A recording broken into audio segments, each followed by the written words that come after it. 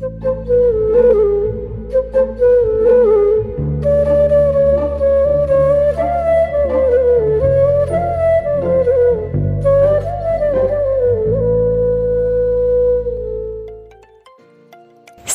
पहले विंध्याचल पर्वत के पास एक बड़ा सा वन प्रदेश था। उस प्रदेश में एक बड़ा सा नाग कालनेमी रहता था। बूढ़ा होने की वजह से वह आसानी से अपना शिकार ढूंढ नहीं पाता था। एक दिन उसने एक तरकीब सोची। वो तुरंत मेंढकों से भरे हुए एक तालाब के पास पहुंच गया। वहां पर दुखी सा होकर एक पत्थर के ऊपर बैठ गया। तभी पास के पत्थर पर बैठे एक मेंढक ने उसे देखा।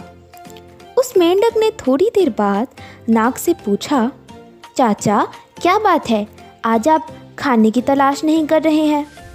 अपने लिए भोजन नहीं जुटाएंगे? इतना सुनते ही नाग ने रोनी सी सूरत बनाकर मेंढक को एक कहानी सुनाई। नाग ने कहा, मैं आज भोजन की तलाश में किसी मेंढक के पीछे पीछे जा रहा था। अचानक से वो मेंढक ब्राह्मणों के झुंड में जाकर छुप गया। मेंढक को भोजन बनाने के चक्कर में मैंने गलती से एक ब्राह्मण की बेटी को काट लिया, जिससे उसकी मौत हो गई। इससे नाराज़ होकर ब्राह्मण ने मुझे श्राप दे दिया।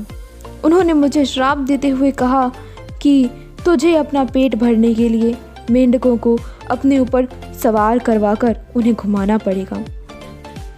दूसरे शब्दों में मुझे मेंढकों की सवारी बननी पड़ेगी।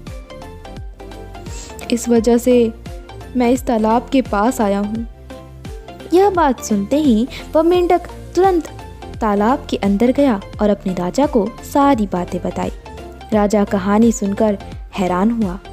पहले तो उसे बिल्कुल भी यकीन नहीं हुआ, लेकिन कुछ देर सोच विचार करने के बाद मेंढकों का राजा महाभोंदू तालाब से बाहर निकलकर एकदम कूदते हुए नाग के फन पर जाकर बैठ गया। राजा को ऐसा करते हुए देखकर अन्य मेंढकों ने भी ऐसा ही किया। नाग समझ गया कि मेंढक अभी मेरी परीक्षा ले रहे हैं। नाग भी बिना विचलित हुए आराम से सबको अपने फन पर कूदने दे रहा था और उन्हें घुमा रहा था। इसके बाद मेंढकों के राजा ने कहा, जितना मज़ा मुझे नाग की सवारी करके आया, उतना मुझे आज तक किसी की सवारी करके नहीं आया। मेंढकों का भरोसा जीतने के बाद अब धीरे धीरे नाग रोज़ मेंढकों की सवारी बनने लगा। कुछ दिन बाद चतुर नाग ने अपने चलने की गति थोड़ी धीमी कर दी। यह देखकर मेंढकों के राजा महाभोंदू ने पूछा, हे नाग, तुम्हारी चाल इतनी धीमी क्यों है? इसके जवाब में नाग ने कहा, एक तो मैं बूढ़ा हूँ और ब्राह्मण के श्राप की वजह से बहुत दिनों से भूखा भी हूँ। इसी वजह से मेरी गति कम हो गई है। इतना सुनते ही राजा ने कहा, तुम छोटे छोटे मेंढक को खा लो। यह सुनकर मन ही मन नाग बहुत प्रसन्न हुआ। उसने कहा, राजन, मुझे ब्राह्मण का श्राप है, मैं मेंढक खा नहीं सकता हूँ, लेकिन अगर आप कहते हैं तो मैं खा लेता हूँ। ऐसा करते करते वह रोज़ छोटे छोटे मेंढक खाने लगा और वह तंदुरुस्त हो गया। अब नाग को रोज़ बिना किसी मेहनत के खाना मिल रहा था और नाग काफ़ी प्रसन्न था। मेंढक नाग की चाल अब तक नहीं समझ पाए थे। मेंढक के राजा को भी नाग की इस साजिश की भनक नहीं लगी। होते होते एक दिन नाग ने मेंढक के राजा महाभोंदू को भी खा लिया और तालाब में रहने वाले सारे मेंढकों के वंश का नाश कर दिया। तो साथियों, ये कहानी हमें ये समझाती है कि किसी भी शत्रु की बात का जल्दी से भरोसा नहीं करना चाहिए।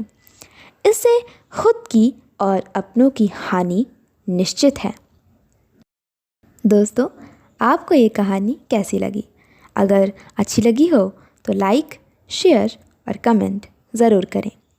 और हाँ, ऐसी और मनोरंजक व ज्ञानवर्धक कहानियाँ सुनने हेतु हमारे चैनल को सब्सक्राइब ज़रूर करें।